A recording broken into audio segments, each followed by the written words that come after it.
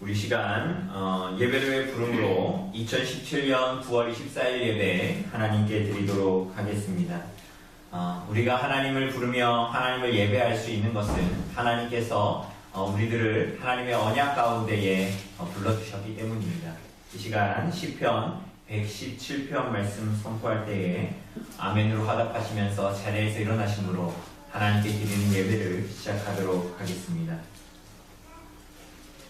너희 모든 나라들아 여호와를 찬양하며 너희 모든 백성들아 그를 찬송할지어다.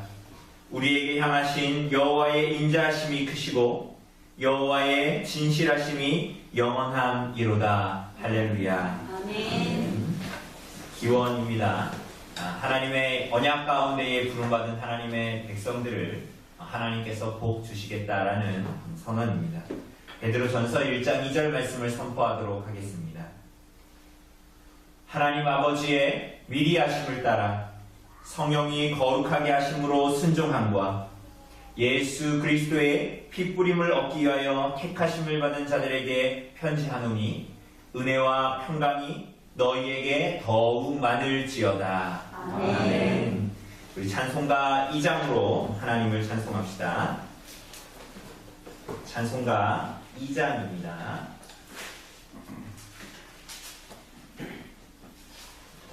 찬송가 2장으로 우리 하나님을 찬송합시다.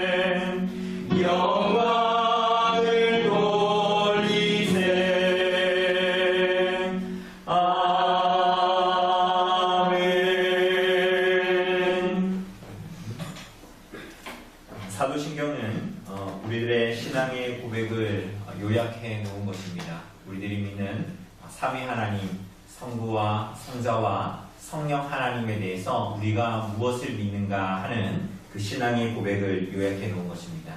이 시간 우리들의 신앙을 고백하도록 합니다. 우리가 무엇을 믿습니까? 전능하사 천지를 만드신 하나님 아버지를 내가 믿사오며 그 외아들 우리 주 예수 그리스도를 믿사오니 이는 성령으로 잉태하사 동정녀 마리아에게 나시고 본디오 빌라도에게 고난을 받으사 십자가에 못 박혀 죽으시고 장사한 지 사흘 만에 죽은 자 가운데서 다시 살아나시며 하늘에 오르사 전능하신 하나님 우편에 앉아 계시다가 저리로서 산 자와 죽은 자를 심판하러 오시리라. 성령을 믿사오며 거룩한 공예와 성도가 서로 교통하는 것과 죄를 사하여 주시는 것과 몸이 다시 사는 것과 영원히 사는 것을 믿사옵나이다. 아멘. 이 시간 구약 공독하도록 하겠습니다. 오늘 구약 공독 본문은 이사야서 56장입니다. 제가 가진 성경으로 구약 성경 1036쪽에 있는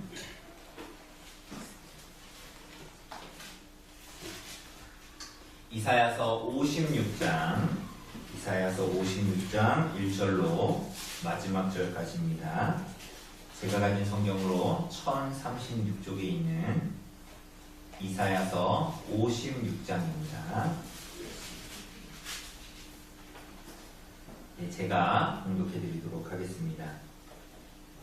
여호와께서 이와 같이 말씀하시기를 너희는 정의를 지키며 의를 행하라. 이는 나의 구원이 가까이 왔고 나의 공의가 나타날 것임이라 하셨도다. 안식일을 지켜 더럽히지 아니하며 그의 손을 금하여 모든 악을 행하지 아니하여야 하나니 이와 같이 하는 사람 이와 같이 굳게 잡는 사람은 복이 있느니라. 여호와께 연합한 이방인은 말하기를 여호와께서 나를 그의 백성 중에서 반드시 갈라내시리라 하지 말며 고자도 말하기를 나는 마른 나무라 하지 말라. 여호와께서 이와 같이 말씀하시기를 나의 안식일을 지키며 내가 기뻐하는 일을 선택하며 나의 언약을 굳게 잡는 고자들에게는 내가 내 집에서 내 성 안에서 아들이나 딸보다 나은 기념물과 이름을 그들에게 주며 영원한 이름을 주어 끊어지지 아니하게 할 것이며 또 여호와와 연합하여 그를 섬기며 여호와의 이름을 사랑하며 그의 종이 되며 안식일을 지켜 더럽히지 아니하며 나의 언약을 굳게 지키는 이방인마다 내가 곧 그들을 나의 성산으로 인도하여 기도하는 내 집에서 그들을 기쁘게 할 것이며 그들의 번제와 희생을 나의 제단에서 기꺼이 받게 되리니 이는 내 집은 만민이 기도하는 집이라 일컬음이 될 것임이라. 이스라엘의 쫓겨난 자를 모으시는 주 여호와가 말하노니 내가 이미 모은 백성 외에 또 모아 그에게 속하게 하리라 하셨느니라. 들의 모든 짐승들아 숲 가운데의 모든 짐승들아 와서 먹으라. 이스라엘의 파수꾼들은 맹인이요 다 무지하며 벙어리 개들이라 짖지 못하며 다 꿈꾸는 자들이요 누워있는 자들이요 잠자기를 좋아하는 자들이니 이 개들은 탐욕이 심하여 족한 줄을 알지 못하는 자들이요 그들은 몰지각한 목자들이라 다 제 길로 돌아가며 사람마다 자기 이익만 추구하며 오라 내가 포도주를 가져오리라. 우리가 독주를 잔뜩 마시자. 내일도 오늘같이 크게 넘치리라 하느니라. 아멘. 자리에 앉아주시고요. 찬송가 42장으로 하나님을 찬송합시다. 찬송가 42장입니다.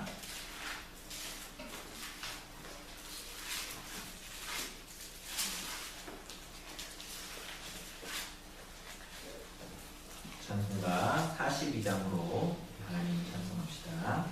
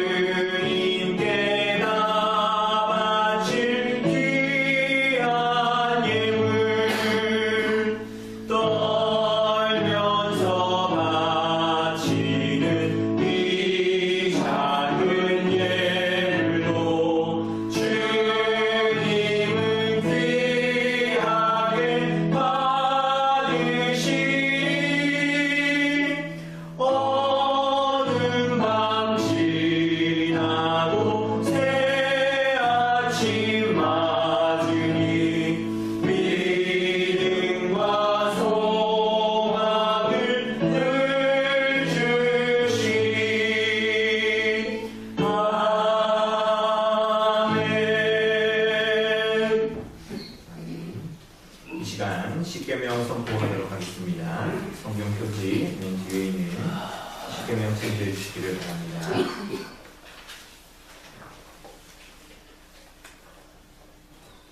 우리 큰 글씨는 제가 읽고 작은 글씨는 우리 성령님들이 읽어주시면 되겠습니다. 하나님이 이 모든 말씀으로 말씀하여 이르시되 나는 너를 애굽 땅 종되었던 집에서 인도하여 낸 내 하나님 여호와니라. 제 일은 너는 나 외에는 다른 신들을 내게 두지 말라.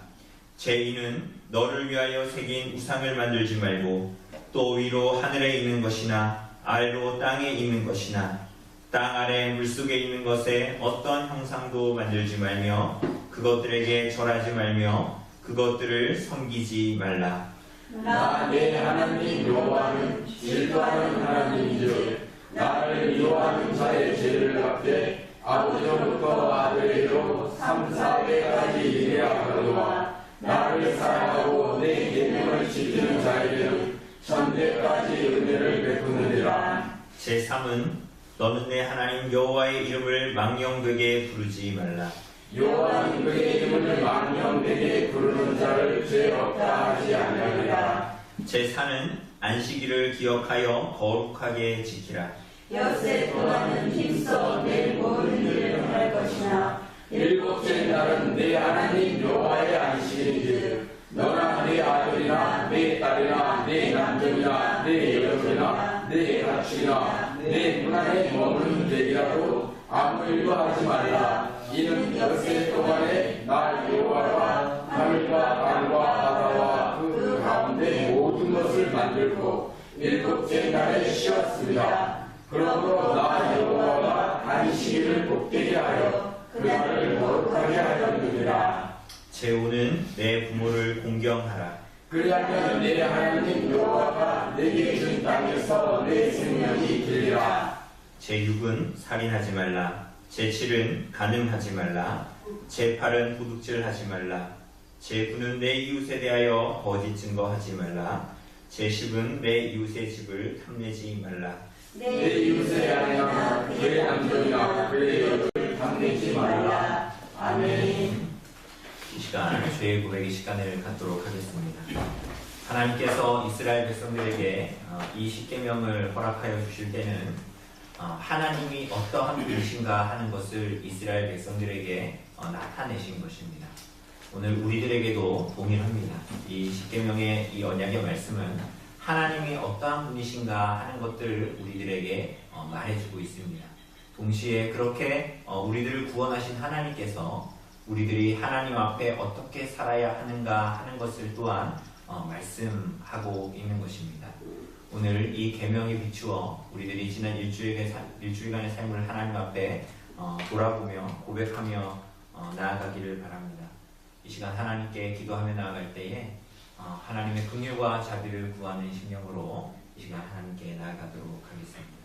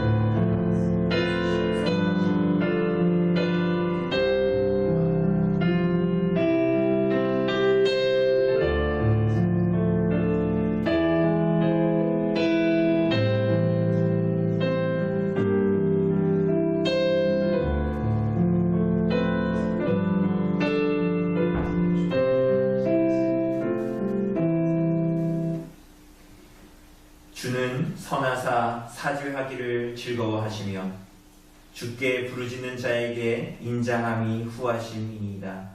여호와여 나의 기도에 귀를 기울이시고 내가 강구하는 소리를 들으소서. 아멘.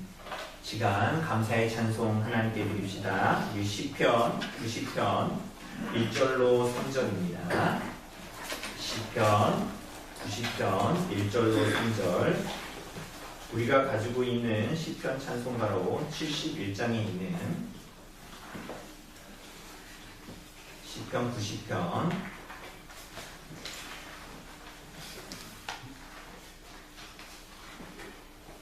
시편 90편 1절에서 3절입니다.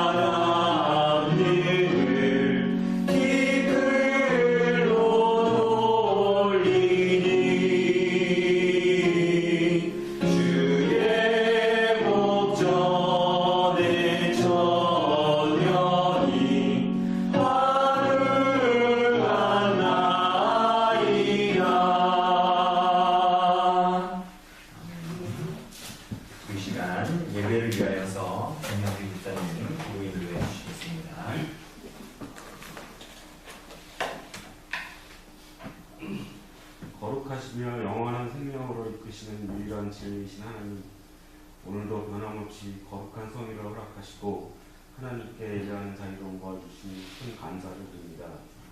늘 말씀을 통하여 영의 양식을 채워주시는 주님의 은혜는 저희의 입으로 표현할 수 없을 만큼 큰 줄로 압니다. 하지만 죄인일 수밖에 없는 저희들은 불순종과 세상의 헛된 것들을 고집하며 살아갈 때가 너무도 많았음을 고백합니다. 주님, 저희들의 성령을 가볍게, 심령을 갈급하게 하셔서 늘 말씀을 묵상하고 깨닫게 하심으로 성도의 삶 속에서 주님의 사랑이 나타나기를 원합니다. 오늘도 생명의 말씀을 준비하신 목사님, 성령의 도우심을 간절히 원하오며 선포되는 말씀을 통하여 성도들의 심령을 말씀으로 충만케 하심으로 성도들의 삶이 온전히 순종하는 삶이 되게 하옵소서. 감사하며 거룩하신 예수 그리스도의 이름으로 기도드립니다. 아멘. 우리 시간 말씀 봅시다. 오늘 하나님 주시는 말씀은 룻기 1장 15절에서 22절까지의 말씀입니다. 룻기 1장 15절에서 22절까지의 말씀입니다. 제가 가진 성경으로 구약성경 403 쪽에 있는 룻기 1장 15절에서 마지막 22절까지 말씀입니다. 제가 봉독해 드리도록 하겠습니다.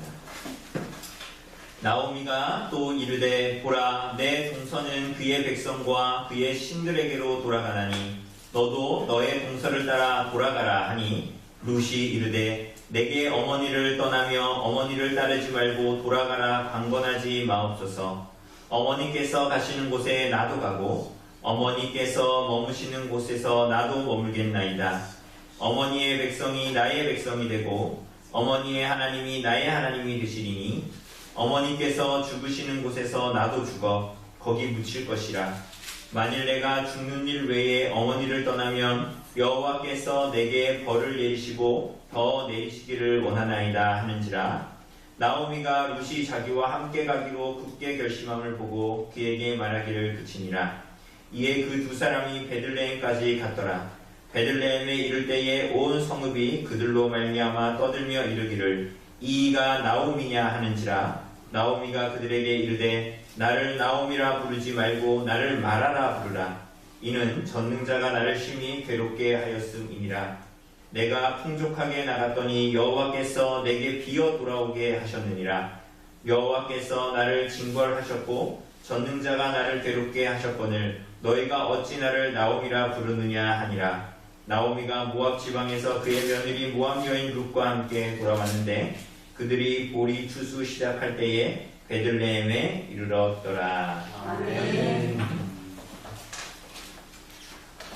오늘 사랑하는 여러분, 우리가 오늘 본문은 지난주에 이어서 이 나오미와 룻에 대한 이야기입니다. 우리가 지난주에 나누었던 말씀들을 간단하게 살펴보면 엘리멜렉이라는 집안에 그리고 이 나오미라는 여자가 있었죠. 그에게는 말론과 기럯이라는 두 아들이 있었습니다. 그죠?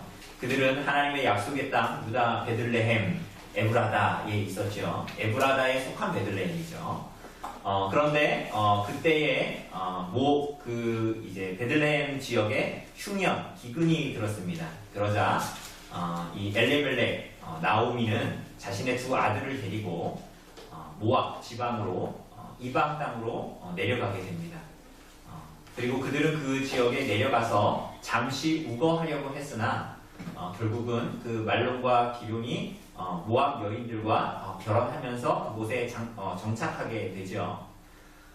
우리가 지난주에 보았다시피 흉년을 피해 언약의 땅을 떠난 이 나오미의 가족들은 그의 남편 엘리멜렉은 모압 땅에 간 지 얼마 안 되어 죽었고 그의 두 아들은 자녀를 낳지 않은, 그러니까 결혼한 지 얼마 되지 않아 그 모압 자기 아내들만 남겨두고 두 아들은 다 죽어버렸죠.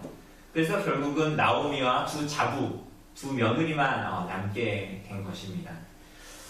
오늘 본문은 그리고 지난주에 나오미가 다시 그 베들레헴으로 돌아가면서 그의 두 자부에게, 두 며느리에게 너희도 나를 따라오지 말고 너희 어머니의 집으로, 너희 모압의 족속으로 다시 돌아가라 라고 이야기하지 않습니까? 그 두 며느리의 이름이 첫째가 오르바요, 둘째가 룻이었습니다. 그래서 우리가 지난주에 본 이 14절의 끝에 보면 오르바는 그의 시어머니에게 입 맞추되 그리고 다시 모압으로 자기 어머니의 집으로 정말로 돌아갑니다. 그런데 룻은 어떻게 합니까? 14절에 보니까 룻은 그를 붙쫓았더라. 그러니까 룻은 나오미를 떠나지 않고 나오미를 붙잡아 같이 베들레헴으로 떠났다라는 거야. 그러니까 우리가 지난주에 본 대로 이야기하자면 룻은 나오미를 치시는 나오미가 그러한 형언할 수 없는 아들들도 다 죽고 그 남편도 다 죽는 이러한 상황들을 다 목도했을 것 아닙니까? 그 가운데에서 그리고 나오미의 자신의 고백, 하나님 앞에 자신이 죄를 지었다라는 그 고백 앞에서 이방인 여인인 룻은 그 나오미를 치시는 하나님을 보았던 거예요. 그래서 그 룻은 나오미를 통해 나타난 하나님의 어떠하심을 보고 그가 하나님을 믿어 어머니와 함께 베들레헴으로 가겠다. 언약의 땅인 이스라엘에게 하나님께서 언약하신 그리고 언약으로 주신 그 땅으로 같이 돌아가겠다라고 했습니다. 우리 그 내용들을 이어서 오늘 본문을 더 보게 되는데요. 8절에서 말하는 대로 너희 어머니 집으로 다시 돌아가라 라고 이야기합니다. 룻에게. 그런데 룻이 계속 나오미를 붙잡자 강권하지요. 15절에 보니까 나오미가 이르되 보라 네 동서는 그의 백성과 그의 신들에게로 돌아가나니 너도 너의 동서를 따라서 모압 집으로 다시 돌아가라는 것입니다. 그죠? 이에 룻이 하는 대답이 있습니다. 대답이 있는데 이거 우리가 굉장히 많이 들었고 그리고 룻기를 읽을 때 사람들이 룻기 하면 가장 많이 생각하고 떠올리는 구절이기도 합니다. 뭐라고 합니까? 16절에 끝에 보니까 어머니의 백성이 나의 백성이 되고 어머니의 하나님이 나의 하나님이 되시리라고 하죠. 이게 얼마나 감동 있고 끈끈한 이 고부간의 관계입니까? 우리가 흔히 TV에서 많이 보는 고부간의 갈등이 아니라 이 시부가 이 그 고부간의 그 시어머니와 며느리 간에 얼마나 끈끈한 관계입니까? 정말 이런 시어머니가 되시고 이런 며느리가 되십시오. 그런데 정말 본문이 말하고자 하는 것은 이것이 아닙니다. 루세말을 그저 보아도 우리는 좀 이상한 면을 느낄 수가 있죠. 방금 뭐라 그랬어요? 어머니 백성이 나의 백성이 되고 어머니 하나님이 나의 하나님이 된다라고 얘기했죠. 그런데 우리가 통상적으로 생각을 하면 신앙을 가진 사람이라면 누구를 먼저 이야기할 것 같아요? 백성을 먼저 얘기하지 않고 누굴 먼저 얘기하겠어요? 그러니까 순서가 이상하게 약간 어색해 보이지 않아요? 그러니까 어머니 하나님이 내 하나님이 되고 어머니 백성이 내 백성이 된다 이렇게 해야 이게 순서가 맞는 것 같은데 오늘 본문을 보면 너 어머니 백성이 나의 백성이 되고 어머니 하나님이 내 하나님이 된다 이렇게 얘기하지 않습니까? 사실은 그것은 이미 15절에서 나오미의 말에서도 볼 수가 있죠. 나오미가 루세에게 가라고 하면서 뭐라 그래요? 너도 그의 백성과 그의 신들에게로 돌아가라 라고 이야기합니다. 왜 하나님을 먼저 말하지 않고 백성을 먼저 말할까요? 그 어떤 사람들은 이렇게 얘기해요. 이것을 두고 고대 근동에는 어떤 신을 내가 섬기는가 하는 것은 그냥 그 사람이 하나님을 믿겠다.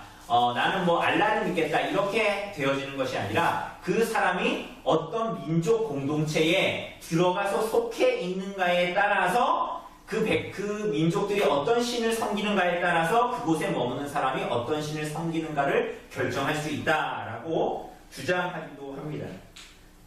일리가 있죠. 일리가 있어요. 일리가 있는데 이 부분은 사실은 그것보다는 우리가 성경 전체에서 특별히 사사기 전체에서 볼 때 왜 나오미가 왜 룻이 하나님을 먼저 말하지 않고 그 백성을 먼저 얘기했는가 하는 것을 특별히 사사기를 통해서 우리는 좀 더 잘 알 수가 있습니다. 그 의도를 잘 알 수 있다는 거예요. 민수기에도 나타나 있지만 비슷한 부분이 사사기 특별히 3장에 보면 3장 5장 5절 이하를 보면 3장 5절 이하를 보면 이렇게 기록되어져 있습니다. 남겨두신 이 이방 민족들로 이스라엘을 시험하셨다라고 말합니다. 가나안 땅에 하나님께서 이방 민족을 남겨두셨는데 그걸로 이스라엘을 시험하셨다라고 얘기합니다. 그러면서 이렇게 얘기해요. 여호와께서 모세를 통하여 그들의 조상들에게 이르신 명령들을 순종하는지 알고자 하셨더라. 이방 민족을 그 땅에 남겨두고 그들이 정말 하나님께 순종하는가를 시험하셨다라고 합니다. 그러면서 이렇게 얘기해요. 그러므로 이스라엘 자손은 가나안 족속과 헷 족속과 아모리 족속과 브리스 족속과 히위 족속과 여부스 족속 가운데에 거주하면서 그들의 딸들을 맞아 아내로 삼으며 자기 딸들을 그들의 아들들에게 주고 또 그들의 신들을 섬겼더라라고 이야기합니다. 이것은 사사시대, 룻기의 배경이 되는 이 사사시대에 이스라엘 백성들이 그들의 신앙을 어떻게 버렸는가, 그들이 하나님을 어떻게 잊고 어떻게 하나님을 배도했는가 하는 것들을 명확히 보여줍니다. 그들이 하나님을 믿는 신앙을 버릴 때에 가장 먼저 나타났던 것이 뭡니까? 그들이 하나님을 버리고 이방신을 섬긴다라고 했을 때 가장 먼저 나타난 것은 성경책 버리는 게 아니었어요. 그들의 삶에 가장 먼저 나타났던 것은 그들이 이방 민족 가운데에 들어가 사는 것이었습니다. 그래서 좀 전에 제가 읽어본 대로 이스라엘 족속이 히위 족속과 여부스 족속 가운데에 거주한다 이렇게 말하고 있지 않습니까? 하나님을 버릴 때에 그들이 하나님께 불순종하여 가장 먼저 나타났던 것은 그들이 하나님께서 주신 언약의 공동체, 우리말로 쉽게 얘기하면 교회, 하나님의 공동체를 떠나서 이방인 가운데에 거하는 것이었습니다. 그러니 하나님을 믿는 공동체로서의 정체성을 상실한 채로 이 세상을 살아가는 것이 가장 먼저 하나님을 불신앙하고 잊어버리고 배도하는 첫 번째 단계였던 거예요. 이렇게 하나님을 버리고 이방인들의 공동체로 들어가 버리는 현실 속에서 그렇게 하나님을 잊어버리고 바울과 아세라를 섬기는 현실에 붙어 있으면서 살아갔던 것이 이스라엘 백성들이었어요. 당시 룻기 당시에 이 사사시대의 이스라엘 백성들. 그러나 동시에 아이러니하게도 오히려 그들을 고발하는 것 같이 지금 어떤 일이 벌어지고 있어요? 이스라엘이 거들떠보지도 않았고 천시했던 어떤 여인? 어디에 속한 여인? 모압에 속한 여인. 모압 여인이 뭐 하나 건질 거 없는, 통장에 그래도 한 몇 억 들어가 있으면 그 시어머니 좋겠는데 건질 거 하나 없는 그 시어머니를 따라서 어디로 가는 겁니까? 유다 베들레헴으로 들어가는 거예요. 이거 무슨 얘기예요? 이스라엘 백성들은, 하나님의 자녀라는 이 명찰이 붙어있는 이스라엘 백성들은 교회 공동체를 우습게 봐. 예배 드리는 걸 우습게 봐. 이스라엘 공동체에 함께 있는 걸 우습게 본단 말이에요. 그러면서 자신을 음란하게 섬기면서 이방 민족 가운데 나아가는데, 이러한 시대에 하나님의 백성이 아닌 하나님의 백성들이 우습게 여겼던 누구요? 모압 여인이, 이 과부가 하나님의 언약이 있는 공동체로 버리고 어디로 가는 거예요? 이스라엘 공동체로 들어가는 거예요.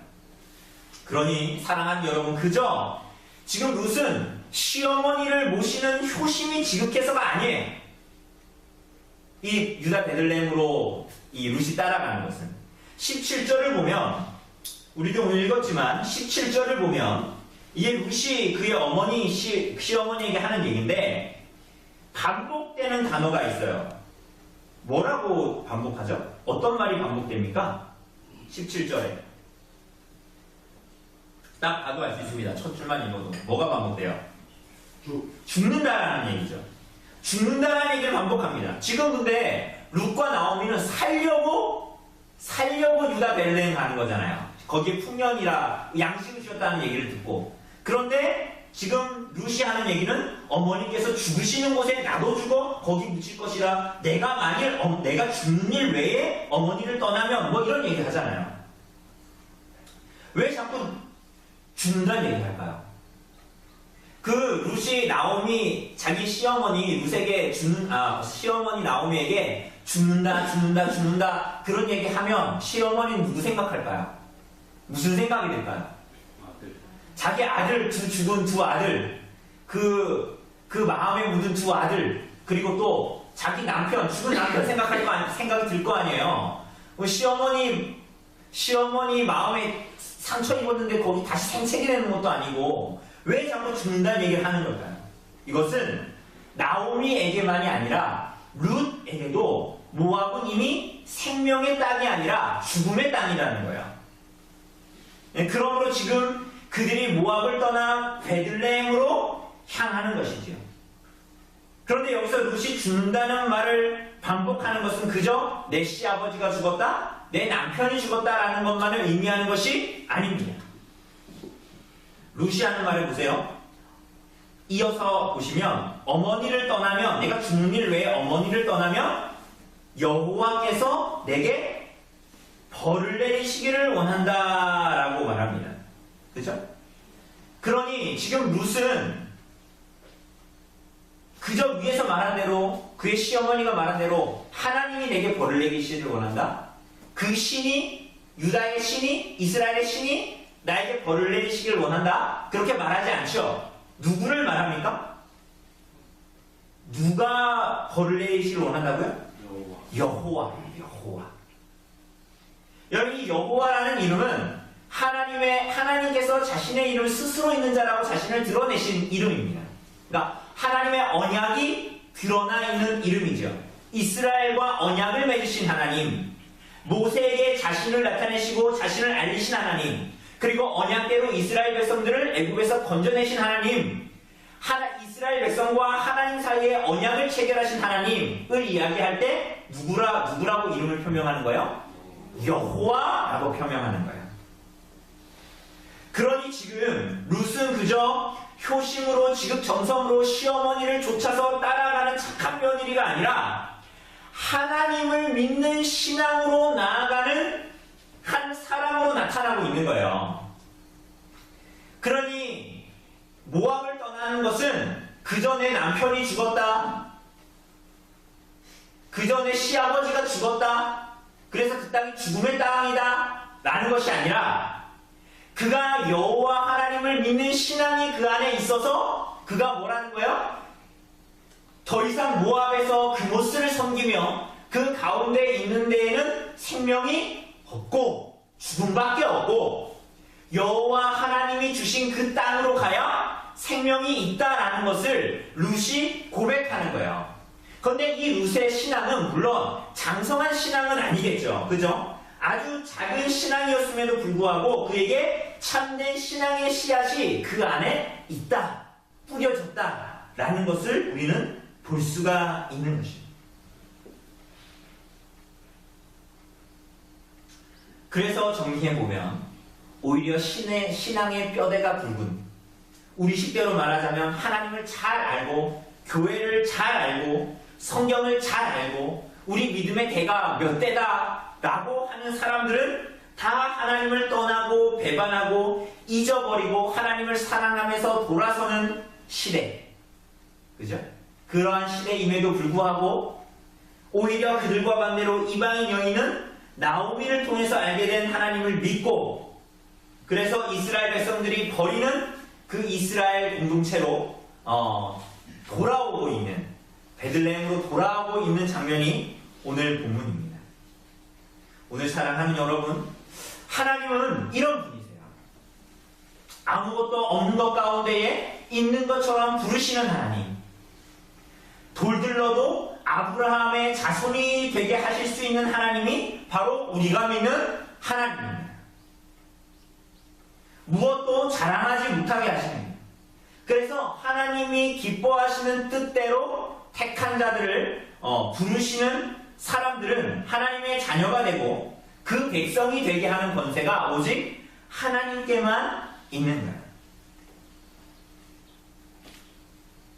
그래서 하나님은 때로는 하나님을 가볍게 여기고 하나님을 불신앙하고 하나님을 믿는다 하지만 실상 하나님을 너무나 가볍게 여기는 그 사람들이 천시하는 사람들을 불러 자신이 하나님의 자녀라고 지칭하나 그렇게 참된 믿음으로 살지 않는 자들을 하나님께서는 부끄럽게 하십니다. 그죠? 그래서 고린도전서 1장 28절 이하는 이렇게 얘기하죠. 하나님께서 세상의 미련한 것들을 택하사 지혜 있는 자들을 부끄럽게 하려 하시고 세상의 약한 것들을 택하사 강한 것들을 부끄럽게 하려 하시며 하나님께서 세상의 청한 것들과 멸시받는 것들과 없는 것들을 택하사 있는 것들을 폐하려 하시나니 이는 아무 육체도 하나님 앞에서 자랑하지 못하게 하려 하십니다. 사실은 하나님께서 하나님의 공동체에 이러한 자들을 부르셨는데 약한 자들, 자랑할 거 없는 자들 하나님의 은혜로 부르셨는데 그들이 이스라엘 백성들이잖아요. 이스라엘 백성들이 무슨 힘이 있어서 애국에서 나왔습니까? 그렇지 않잖아요.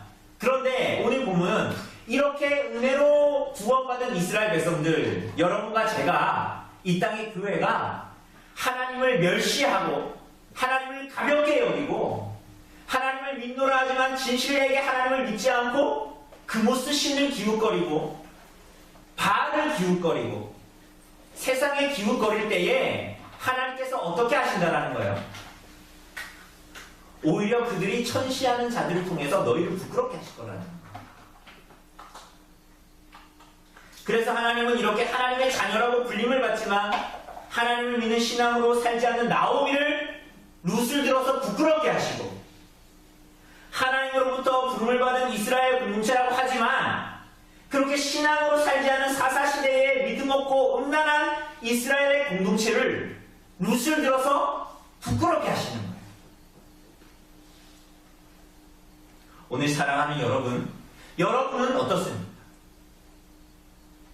나오미와 같이 이스라엘 백성들과 같이 나의 삶에 하나님을 제한 어떤 것을 쫓아가고 있습니까? 아니면 룻과 같이 어떻게 사는 것이 하나님을 아는 자로 사는 것인가 하는 것을 바르게 보고 판단하며 하나님을 아는 삶으로 여러분의 삶을 살고 있습니까?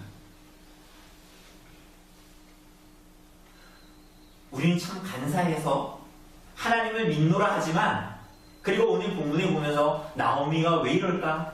이 사사시대 사람들은 은혜를 받았으면서 왜 이럴까 하지만, 우리는 참 간사해서 우리들 스스로도 나는 그런 사람이 아니야 라고 얘기하지만 사실은 우리는 그럴 때가 참 많아요. 여러분, 세상에서 사는 사람들은 다 자기 잘난 맛에 살아갑니다. 안 그렇습니까? 세상 사람들은 사실 다 그렇습니다. 그렇게 자기 잘난 맛에, 이걸 다르게 얘기한 거예요. 자기 자신을 사랑하며 살아갑니다. 여러분, 우리가 자기 잘난 맛에 살아가면 안 되죠. 여러분, 우리는 자기 잘난 맛에 살아가면 안 됩니다. 근데 세상은 정말 자기 잘난 맛에 살아가요. 그걸 다르게 얘기하면 자기 자신을 사랑하며 살아갑니다. 여러분, 왜 그렇게 살아갑니까?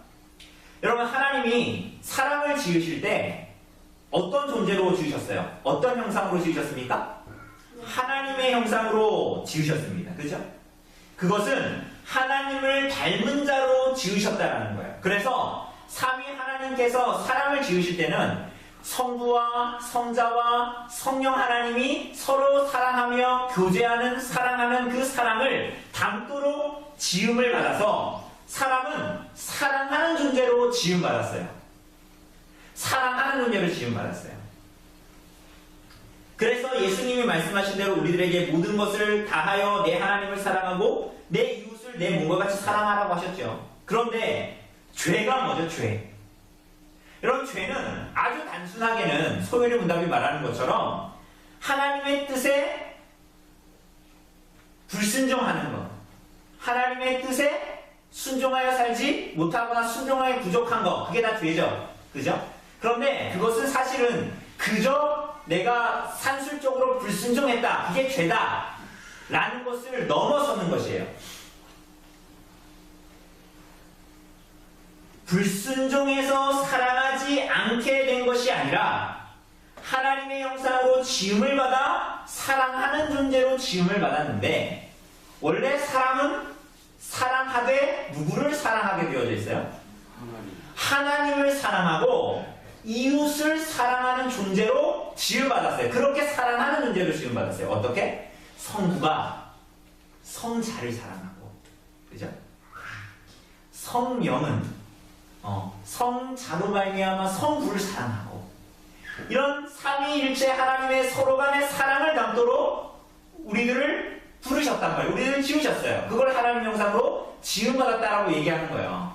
그래서 우리는 사랑하는 존재, 하나님을 사랑하고 우리들의 이웃을 넘치는 사랑으로 사랑하는 존재, 나보다 남을 더 사랑하는 존재로 지음을 받았단 말이에요. 그런데 거기서부터 타락하여서 사람이 자기 잘난 맛에 산다라는 것은 뭡니까? 더 이상 사랑하는 존재가 아니다라는 말이 아니에요. 사랑하는 존재의 대상이 어떻게 됐다라는 거예요? 바뀌었다라는 거예요. 하나님을 사랑하는 존재로 지음을 받았고 형제와 이웃을 사랑하는 존재로 지음을 받았는데, 이제 이 사랑이 어디로 향하게 된 거예요? 자기 자신에게만 향하도록 된 거예요. 그래서 남의 유익이 아니라 나의 유익이 가장 중요한 거죠. 그래서 세상은 자기 잘난 맛에 사는 거예요. 그걸 다른 말로 얘기하면 자기를 사랑하며 사는 거예요. 그냥 거기서 조금 더 나가면 누굴 사랑해요? 자기 가족 정도 사랑하며 사는 거예요. 그러니 이런 사람들이 보기에, 이렇게 이방 민족을 바라보며 살아가는 이스라엘 백성들이 보기에, 나오미가 보기에, 하나님을 등진 세상이 보기에 베들레헴에 흉년 들었는데 모압으로 가는 거 정상입니까? 비정상입니까? 세상이 보기에 정상이죠. 자기를 사랑하니까. 이게 하나님 뜻일까? 이게 베들레헴 흉년이 들었는데 이 약속의 땅을 버리고 모압으로 가는 게 정말 하나님 뜻일까? 이렇게 하는 게 하나님 원하시는 것일까? 하나님이 이곳에 있으면서 그분의 뜻을 구하는 게 하나님의 원함이 아닐까 하면서 시간을 보내면서 사는 것은 바보 같은 짓이에요. 세상이 보기에. 사랑하는 여러분, 주 안에 사랑하는 여러분은 어떻습니까?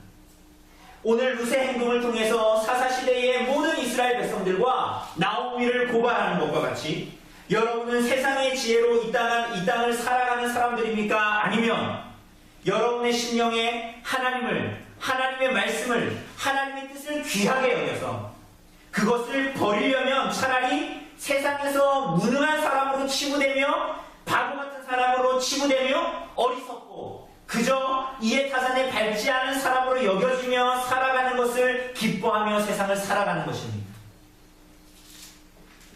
사랑하는 여러분, 우리는 세상의 흐름과 세상의 풍조를 거슬러 살아가도록 부름받은 사람들이 바로 여러분과 저 하나님의 자녀들입니다. 믿음으로 인내하며 그분께서만이 우리들의 삶을 채워주실 것을 믿으며 살아가는 것이죠. 하나님의 나라와 하나님의 의를 구하며 살아가면 그분께서 우리들을 인도하고 다스리며 채우실 분임을 믿으며, 왜? 어떻게 그렇게 믿을 수 있어요? 그분이 우리 아버지이시기 때문에. 그분이 우리 아버지이시기 때문에 그분을 의지하며 살아가는 자들, 그들이 누구예요? 성도요, 교회인 거예요.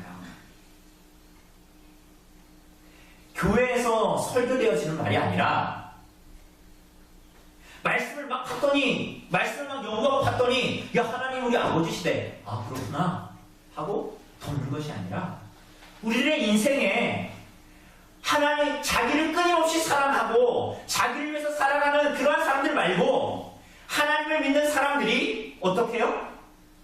삼위 하나님께서 우리들을 창조하신 그 하나님의 형상을 회복된 사람들로서 하나님을 사랑하는 자들. 어떻게? 하나님의 나라와 하나님의 의를 구하며 살아가면 그분의 약속대로 그분께서 우리를 다스리고 채우시고 먹이신다는 그 믿음으로 이 땅을 살아가는 거예요. 여러분, 그게 우리가 히브리서 11장 7월 8월 동안 봤던 믿음의 인내를 가지고 살아갔던 사람들의 삶이었잖아요. 사랑하는 여러분, 하나님을 향하여 음란한 그 시대에 룻은 나오미와 함께 유다 베들레헴으로 돌아갑니다. 돌아가요. 한 몇 년 만에? 10년 만에. 강산이 한번 바뀌었습니다. 근데 19절을 보니까 10년이 흘러서 갔는데 나오미를 알아보는 사람들이 있어요, 없어요? 있어요. 본문에 보니까 심지어 어때요? 온 성읍이 나오미가 돌아와서 떠들썩해졌다라고 이야기합니다. 그런데 그러자 나오미가 뭐라고 얘기해요? 나오미야, 나오미 아니야? 뭐 이렇게 얘기하잖아요. 그런데 그 나오미라고 부르니까 뭐라고 얘기해요? 20절에 보니까 나오미가 그들에게 이르되 나를 나오미라 부르지 말고 나를 뭐라 부르라? 마라라 부르라 라고 이야기합니다. 우리들의 가진 성경은 성경책이 아주 좋아서 마라, 거기에 뭐 써져 있죠. 아래 번호 매겨져 있으면서 뭐라고 써져 있습니까? 그렇죠. 마라라는 이름의 뜻은 쓰다, 괴롭다 이런 뜻이에요. 그럼 나오미의 이름의 뜻은 뭡니까? 희락, 즐거움, 기쁨 이런 뜻이거든요. 그런데 왜 나오미가 자기를 마라라고 부르라고 합니까? 전능자가 나를 심히 괴롭게 하였기 때문에 이제 자신은 희락이나 즐거움, 기쁨과는 거리가 멀고 인생이 괴롭고 쓰다는 거예요. 그럼 왜 안 그렇겠어요? 그죠? 풍족하게 나갔는데, 그래도 재산 가지고 나갔는데 다 망했고 엘리멜렉 남편은 죽었고 두 아들도 다 죽었으니 자신의 인생이 쓰겠죠. 21절에서는 뭐라고 말합니까? 여호와께서 나를 징벌하셨다라고 이야기합니다. 그죠? 그런데 이 말을 다르게 번역하면 여호와께서 내게 대하여 증거하셨다.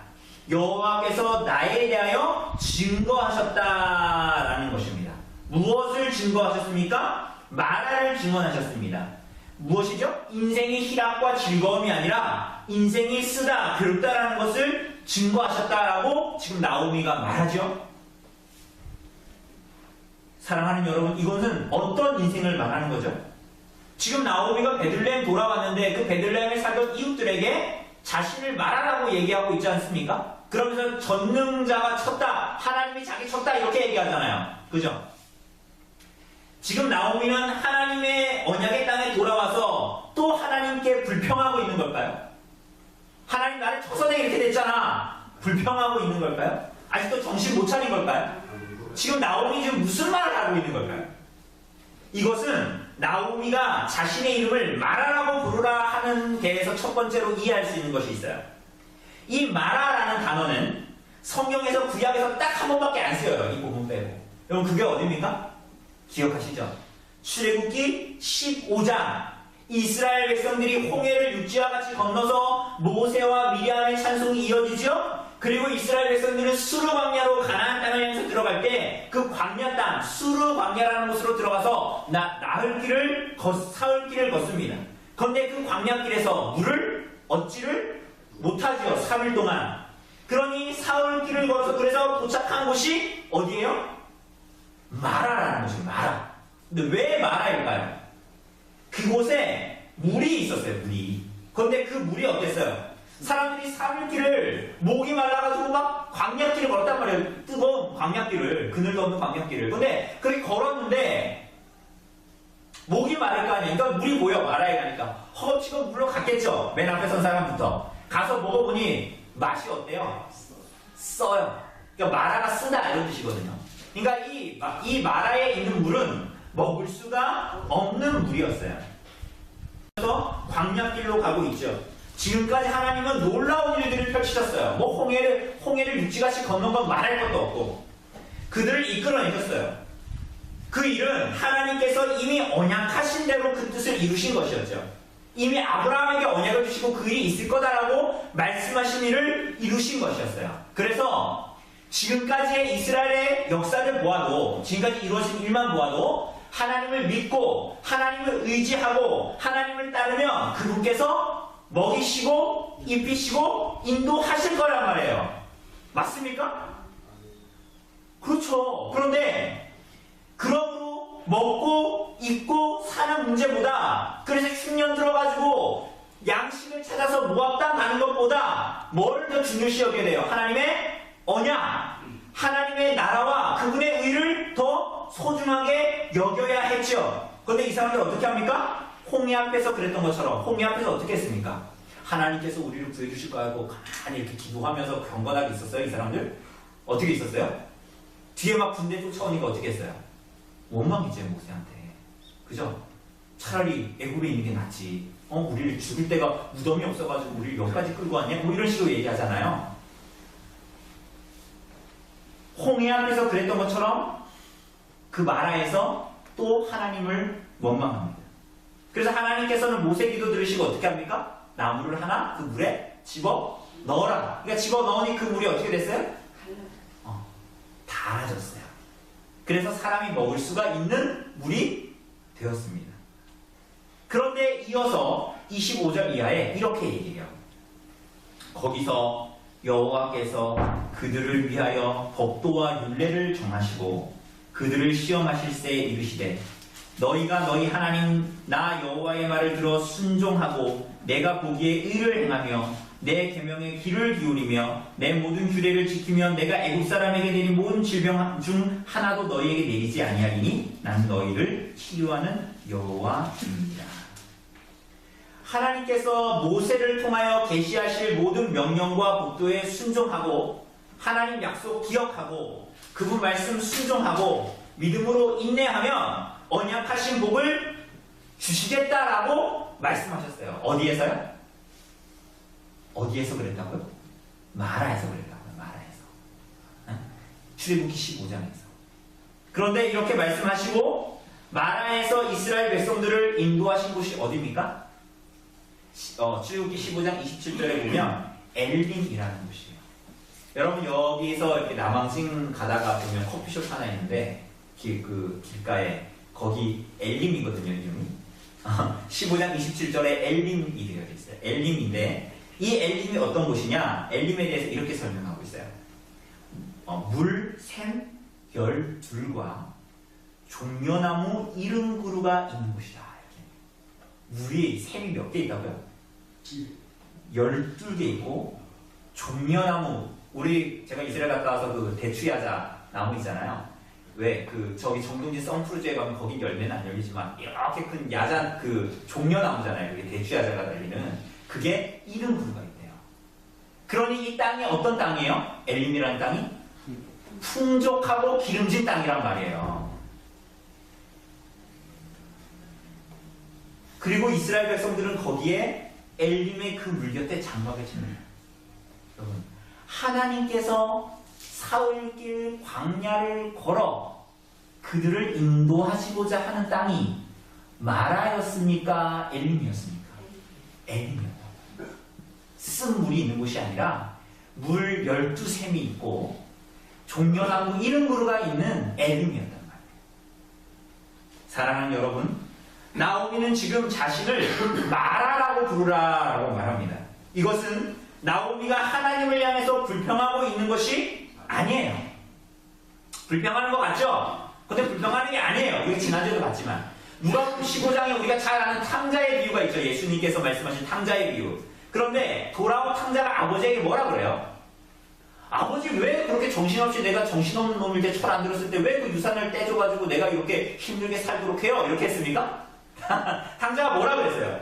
아버지, 내가 하늘과 아버지께 죄를 지었사오니 이제부터는 아버지의 아들이라 일컬음을 감당하지 못하겠습니다. 이렇게 얘기하죠. 이 고백이 오늘 베들레헴에 돌아온 나오미의 고백이에요. 나 나오미라고 부르지 말라는 거예요. 나 마라라고 부르라는 거예요. 원망하는 말이 아니에요. 그의 인생의 괴로움과 고통과 슬픔을 하나님께서 주셨기에 하나님을 불평하고 원망하는 말이 아니에요. 이 말은 자신이 하나님을 배반하고 멀리해서 그분의 말씀을 잊어 그분이 내게 대하여 증거했다라는 거예요. 나에 대하여 하나님께서 증거하셨다라는 거예요. 삶의 채움과 미래가 내가 풍족할 줄 알았는데 삶의 채움과 미래가 세상에 모압에 있지 않더라라는 것을 나에게 증거하셨다라는 거예요. 내 인생을 통해서. 그렇게 나에게 증거하셨다. 어떻게? 나를 괴롭게 하십니다. 내 남편도 다 잃고 내 두 아들을 잃고 내 인생의 모든 것을 잃었는데 내 인생을 통해서 하나님이 증거하셨다. 그거예요. 뿐만이 아닙니다. 특히 본문에서 나오미는 하나님, 여호와, 심지어 여호와라는 말도 중요한 말인데도 여호와 이런 말 쓰지 않아요. 독특한 말을 씁니다. 무슨 말을 써요? 20절에 보니까 뭐라고 그래요? 전능자라는. 이거 히브리어로 엘샤다이입니다. 여러분 가끔 찬양에 가끔 라디오 이런 거 들어보면 옛날의 찬송들 특히 기도원 가면 이런 노래 많이 부를 거예요.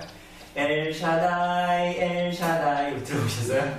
에호마 아도나이 이런 찬양이 있어요. 근데 엘샤다이라는 말이 전능한 하나님이라는 말인데 이 엘샤다이 전능자라는 단어는 구약에서 독특한 때에만 아주 특이한 때에만 쓰이는 단어예요. 그런데 그것이 쓰인 데를 보면 오늘 본문과 너무 공통점이 있어요. 엘샤다이 전능한 하나님이라는 말을 쓴 데가 창세기 17장이에요. 여러분 창세기 17장에 누가 나타납니까? 창세기 17장쯤에 누가 나타나요? 즈음에서 누가 나타납니까? 우리가 잘 아는 사람. 아브라함 나타나죠. 그런데 아브라함이 16장에서 어떻게 했습니까? 하나님께서 사라한테 자식 주신다 했는데 약속만 줬지 진짜로 줬어요? 안 줬어요? 하나님이? 안 주니까 어떻게 했어요? 이 사람들이 하갈을 취해서 이스마엘을 낳았죠. 그죠? 그 이후로 하나님께서 몇 년 동안? 13년 동안 아브라함에게 침묵하십니다. 그죠? 근데 17장에서 하나님께서 몇 살 때에 아브라함이? 99살 되었을 때에 100살을 한 살 남겨뒀을 때에 하나님께서 나타나시죠. 17장에서. 그러면서 하나님께서 자신을 누구라고 말씀하세요? 그 아브라함의 불순종에 침묵하셨던 하나님이 아브라함의 그 불신앙에 대해서 침묵하셨던 하나님이 침묵을 깨면서 자신을 뭐라고 말씀하세요? 전능한 하나님이라고 말씀하세요. 그러면서 어떻게 하십니까? 그의 이름을 바꾸시죠. 뭐라고 바꿔요? 아브람에서 아브라함으로 이름을 바꿔주십니다. 그죠? 그런데 전능하신 하나님 28장에서 보면 야곱이 에서를 속이죠. 뱃속에서부터 사실은 장자로 하나님께서 야곱을 해놓으셨는데 야곱이 자꾸 어떻게 해요? 에서를 자꾸만 그거 뺏으려고 해요. 그래서 팥죽으로도 막 하고 그러잖아요. 나중에 어떻게 해요? 아버지가 눈이 멀었는데 속여가지고 가가지고 축복받죠. 그러니까 에서가 야곱을 어떻게 하려고 그래요? 죽이려고 그러니까 도망가죠. 근데 도망가기 전에 이삭이 야곱에게 축복하죠. 그죠? 근데 그 축복은 뭐냐면 아브라함부터 하나님께서 약속하신 언약이 있어요. 그 언약의 복을 누구에게? 이삭이 야곱에게 주면서 선포하면서 말하는 게 전능한 하나님이었어요. 뿐만이 아닙니다. 35장에 보면 야곱이 라반의 집에서 나옵니다. 그런데 야곱의 집에서 나와서 야곱이 바로 가나안 땅에 들어가고 이렇게 하지 않고 세겜 땅에 머뭅니다. 그죠? 그런데 그때 무슨 일이 있었어요? 디나 강간 사건이 있었죠. 야곱의 딸이 강간당하잖아요. 그래서 어떻게 합니까? 시므온과 레위가 열받아서 할례받게 한 다음에 싹 다 죽여버리죠. 그죠? 그 일은 야곱의 불신앙이었잖아요. 그죠? 그 야곱의 불신앙 가운데에서 하나님께서 그에게 베델로 올라가라, 다시 올라가라 라고 얘기하면서 뭐라고 얘기하세요? 베델로 올라갈 때 이게 너와 너의 가족이 가지고 있는 이방 신상, 이방 신을 섬겼던 귀고리 그런 거 다 땅에 버리고 땅에 묻고 가라 그러죠. 그러니까 뭐예요? 야곱이 뭐 했다고요? 정신 못 차리고 여전히 이방 신을 겸하여 섬기고 불신앙 가운데 살았던 거예요. 그때에 하나님께서 창세기 35장에 야곱에게 뭐라고 말씀하세요? 자신을 전능한 하나님이라고 말씀하세요. 그러면서 야곱의 이름을 바꾸시죠. 뭐라고 바꾸세요? 이스라엘로 바꾸신 거예요. 그때에도 하나님을 자신은 뭐라고 하시는 거예요? 전능자라고 부르세요. 사랑하는 여러분, 이건 뭘 얘기하고 있는 거예요? 하나님께서 자신을 전능자라고 나타내실 때에 하나님은 그들을 새롭게 하십니다. 그리고 하나님은 그들에게 전능자로 자신을 나타내실 때에는 그들을 통해 이루실 하나님의 언약을 다시 한번 확증시키세요. 창세기 17장에서도 그랬고요. 창세기 28장에서도 그랬고요. 창세기 35장에서도 그러하셨어요. 그리고 그들의 모든 삶을 들어 이제 너희가 새롭게 하나님 말씀에 순종해라 라고 그들을 부르십니다. 오늘 나오미는 그것을 기억하는 거예요. 자신의 삶을 이곳으로 이끄신 분이 아브라함에게도 이삭에게도 야곱에게도 그러하셨듯이 전능하신 하나님이시고 아브라함이 하나님을 향한 불신앙 가운데 있었을 때에도 이삭이 그의 불완전한 신앙 가운데 있었을 때에도 야곱이 그의 불신앙 가운데 있었을 때에도 그들의 어떠함에도 불구하고 그들을 긍휼히 여기시고 불쌍히 여기셔서 그들을 새롭게 하신 그 하나님이 다시 언약의 땅으로 자신을 부르셨다는 것을 고백하면서 그 하나님을 뭐라고 부르고 있는 거예요? 전능한 하나님이라고 부르고 있는 거예요. 사랑하는 여러분, 여호와의 손이 나오미를 치신 것은 무엇 때문입니까? 여호와의 손이 그의 삶을 텅 비게 하신 것이 무엇 때문입니까? 그에게 참된 것으로 채우시기 위함이었어요. 여러분, 그것은 오늘 본문 구조만 봐도 알 수 있어요. 20절, 21절에는 계속 나오미가 뭐라 그래요? 자신이 말하다, 자신은 쓴 인생이다 이렇게 얘기하죠. 그런데 그것을 감싸고 있는 19절과 22절에 보면 똑같은 지명들이 반복해서 나타나요. 굳이 말하지 않아도 되는데 무슨 지명이 나타나요? 베들레헴이 반복됩니다. 그런데 이 베들레헴에서는 무슨 일이 일어나고 있었어요?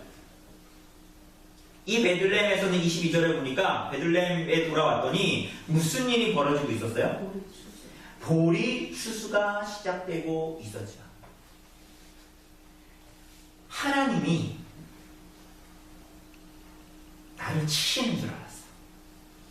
나를 징계해서 나를 막 못살게 굴고 종아리 막 때리고 이 손이 내 삶을 막 너무나 괴롭게 하는 손인 줄 알았단 말이에요. 여호와의 손이 나를 치셨다라고 나오면 계속 얘기하잖아요. 그죠? 근데 나오미가 베들레헴에 돌아오니 뭘 본 거야? 나오미가 고백하는 건 뭐야? 하나님의 손이 자신을 치는 손이 아니라 그를 위해서 보리에 낫을 베고 있는 손을 보는 거야. 하나님께서 자신을 위해서 보리를 추수하고 있는 하나님의 굽은 등을 보게 되는 거야. 스스로 삶을 다 부숴버리고 하나님을 잊어버리고 배반하고 떠나버린 우리들에게 하나님께서 이해할 수 없는 역설적인 긍휼과 자비를 베풀어 주시는 거예요. 이해할 수 없기 때문에 이해할 수 없는 방법으로 하나님께서 오늘 나오미를 맞아주시는 거예요. 그분이 우리 아버지, 하나님 아버지이신 거예요. 사랑하는 여러분, 돌아서야 합니다. 여러분의 삶에서 하나님을 등진 그 곳에서 돌아서야 합니다. 하나님을 잊어버린 그 곳에서 돌아서도록 하나님께서 우리들을 부르고 계시고, 그 자리를 떠날 것을 하나님께서 우리들에게 반복해서 말씀하고 있는 거예요. 하나님께서 여러분에게 여러분의 삶의 행간을 통해서 말씀하실 때에 그 말씀을 통해서 깨달은 그 자리에서 돌아서도록 우리들을 부르고 계신 거예요. 여러분, 보리를 추수하는 때가 어느 때입니까? 여러분, 보리를 추수해서 보리 추수를 시작할 때라고 그러잖아요. 보리 추수를 시작하는 때, 보리 추수를 시작해서 그 첫 결실을 하나님께 드리는 절기가 어떤 절기예요? 초실절이에요. 그죠? 그런데 이 초실절은 무교절이라는 절기에 무교절 절기가 14일 동안 진행되는데, 무교절 절기의 첫 번째 안식일의 그 다음 날이 바로 초실절이거든요. 그런데 무교절은 어떻게 시작합니까? 무교절은 어떻게 시작해요? 6월절 그 다음 날부터 무교절이 시작됩니다. 6월절은 어떤 날입니까? 하나님께서 이스라엘 백성들을 구원하여 내신 어린 양을 잡아 그 피를 문설주와 임방에 바르고 그 양을 그 집안에 있는 사람들이 잡아 먹는 그 절기가 어떤 절기예요? 6월절이에요. 우리들을 무엇으로 먹이시기 위함입니까? 우리들의 인생을 무엇으로 채우시기를 하나님께서 원하시는 거예요. 나오미와 같이 공허한 인생, 하나님을 등진 인생, 모압을 쫓아가는 죄밖에 없는 인생을 불러서 하나님께서 뭐 하시길 원하는 거예요? 보리 먹이시길 원하는 거예요? 밀 먹이시길 원하는 거예요? 하나님으로 채우시길 원하는 거예요. 6월절 어린 양의 피로 씻으시고, 6월절 어린 양으로 우리들을 먹이시고 입히시고 배에 울리시기를 원하시는 거예요. 그래서 나오미의 텅 빈 삶을, 괴로움밖에 없는 삶을, 쓴 삶을 채워주시고자 하는 거예요. 무엇으로? 무엇으로? 이전보다 더 부자 되게? 아니요. 베들레헴의 구유에서 나실 예수 그리스도, 하나님으로 그 나오미의 인생을 채워주시기를 원하시는 거예요. 하나님이 나의 모든 것.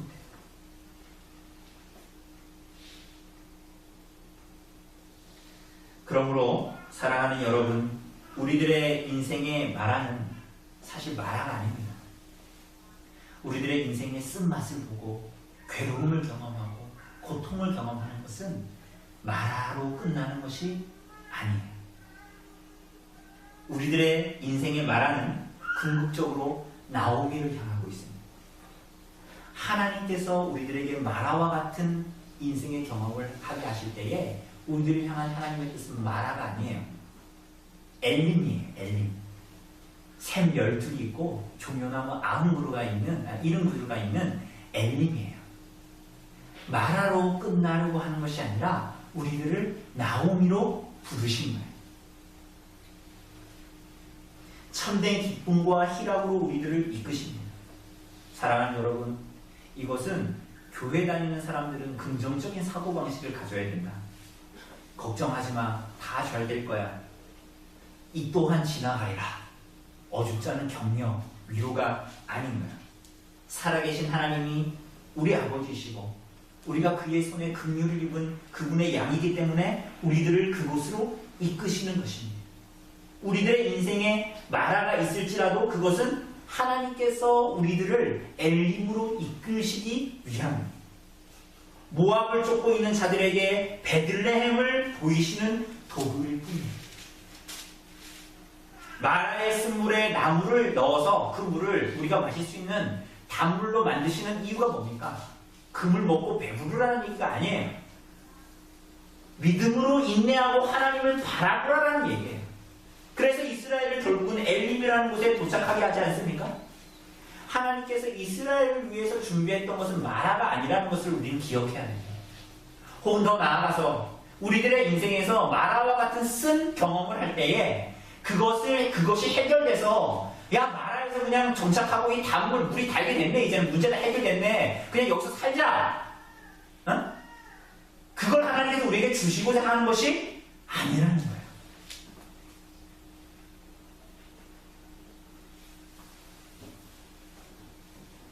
하나님께서 여러분과 저를 나오미로 부르십니다. 엘림으로 부르십니다. 그래서 오늘 룻기 1장 1절은 흉년으로 시작했지만 오늘 마지막 22절은 뭘로 끝나는 거예요? 보리 추수로 끝나는 거예요.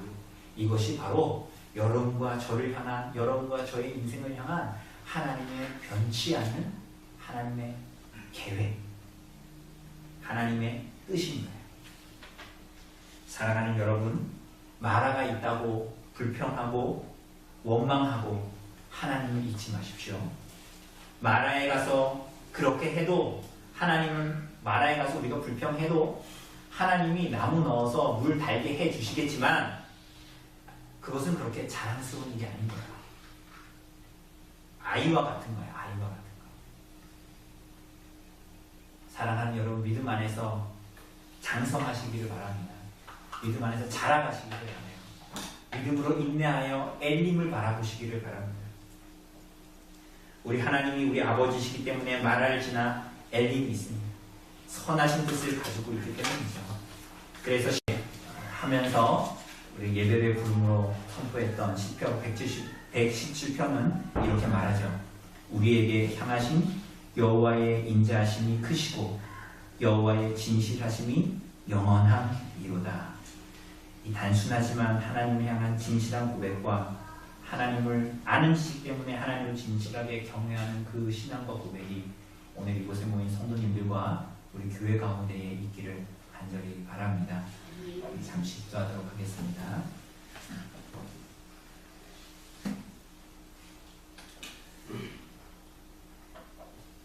하나님,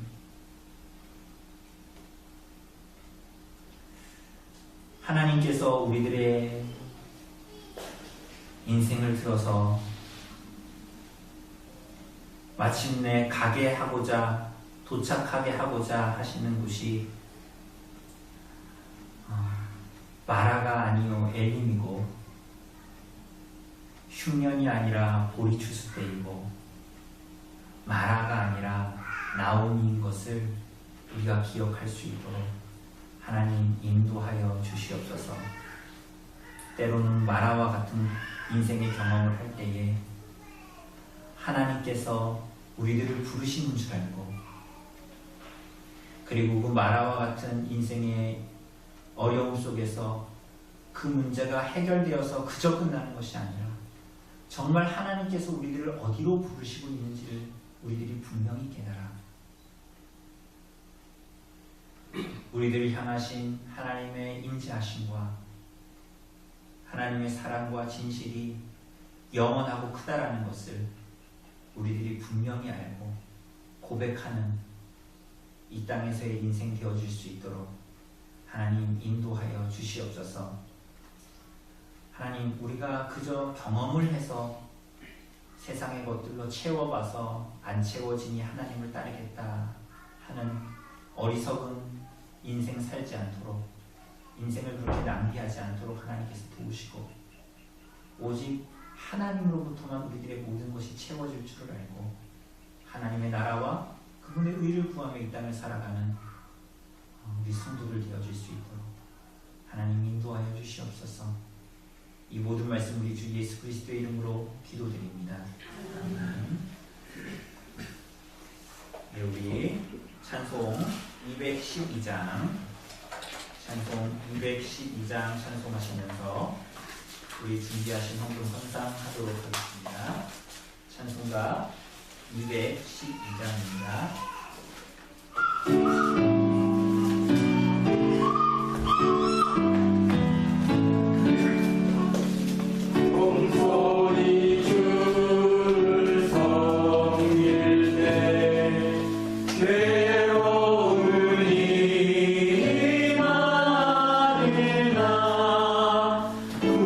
주여 내게 힘 주사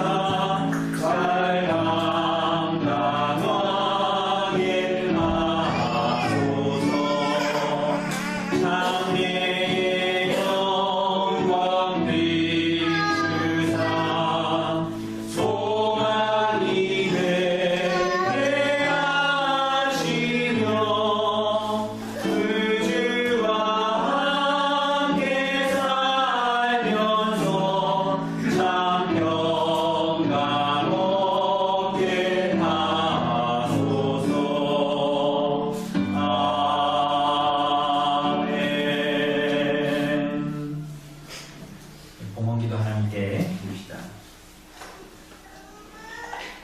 하나님, 우리들의 모든 인생이 하나님의 손안에 있는 줄 알고, 하나님, 우리가 주님의 손에 양인 줄 알고, 주님께서 우리들의 목자이시여 우리들을 살피시는 아버지이심을 우리들이 기억하며, 그러한 고백으로 하나님께서 우리에게 허락하신 것들을 구별하여 하나님께 드리며 나아가게 하시니 주님 감사를 드립니다.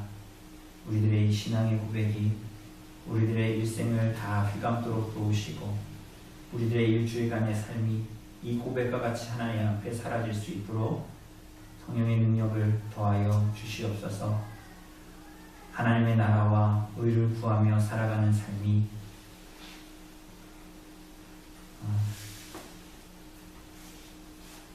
이 세상을 살아가는 데 있어서 어려워 보이고, 그것으로 세상을 살아갈 수 없을 것 같지만은, 하나님, 우리가 영원하신 하나님의 나라를 바라보고 하나님을 의지하고 의뢰하며 믿음으로 이 땅을 좀 살아갈 수 있도록 하나님 우리들에게 믿음과 지혜를 허락하여 주시옵소서.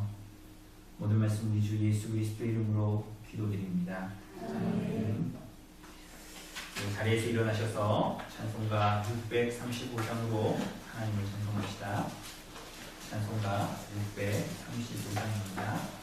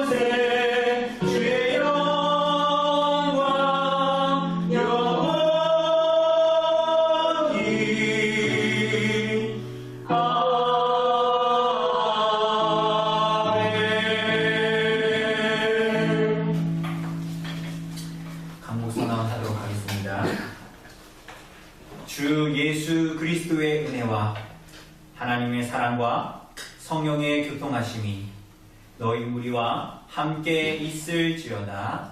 아멘.